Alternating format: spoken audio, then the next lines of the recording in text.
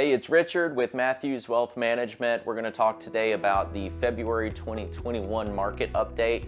As you know, that's basically the videos I've been putting out lately, and it's just giving us a month-to-month update of our asset classes. So at Matthews Wealth Management, we follow modern portfolio theory, which means asset classes are kind of at the top of the importance list as far as how we're going to put together a portfolio. So we did just recently make some changes, a large amount of changes throughout the client accounts here at the end of February. So we'll kind of go through what some of those were. I'm not going to give all the answers, but it's pretty telling in the numbers if you follow this stuff. So we'll go through the U.S. equities first. We have large cap value, core, and growth.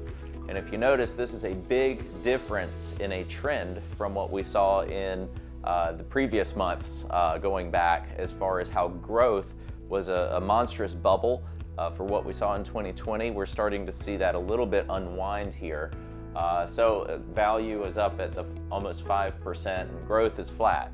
It's not that growth is really plummeting per se, but we're starting to see that the benefits of restarting the economy are paying off in the other industries besides tech. So mid cap, we see the exact same trend, almost 10% versus the 1.5%, and then we have in small caps even more, just opposite action there. So an 11.25% versus flat.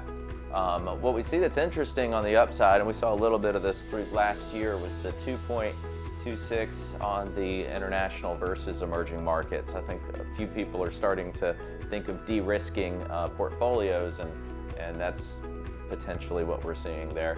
The real news is in the world of bonds. That's something that not many people are paying attention to. We followed through with the Reddit and Twitter people and their GameStop AMC push.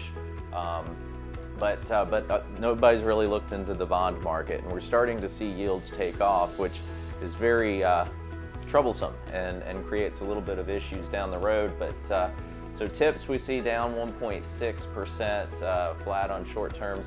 Intermediate terms and long terms are selling off in the month of February. So that's a interesting tell, and a lot of that has to do with Federal Reserve and balance sheet and reverse purchase obligations, all that fun stuff. But it's been a crazy world, and it looks to be crazier going forward.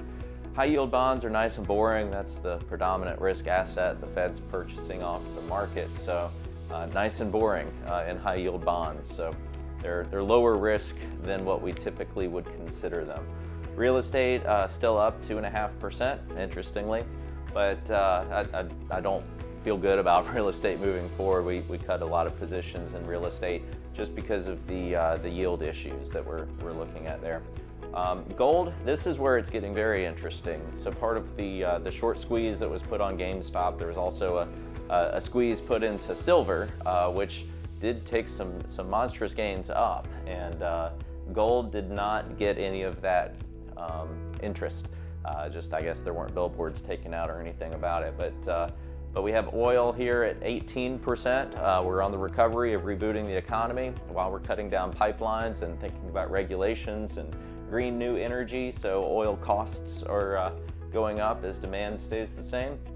Then we have S&P. Total for the month of February was 2.7. Dow Jones kept up with it, kind of. The moderate portfolio kind of kept up with it. Not as much as we'll see here going back further, but a little bit more separation is what we're seeing, and a lot of that has to do with the value side of equities. So in the 3 month, we see basically the same thing. It becomes really, the most contrast would be in the 3 month for mid-cap value to growth, 14 versus 1.65. Interestingly, that's about the same there, but small caps actually just did well. I think a lot of people are looking for the small micro caps. That was another kind of area of interest in the Robinhood, Interactive Brokers, that whole deal. But small caps have been getting a lot of attention here, and value we still see in the 3 months. We are outpacing growth, so that is a longer term trend shift that we're seeing.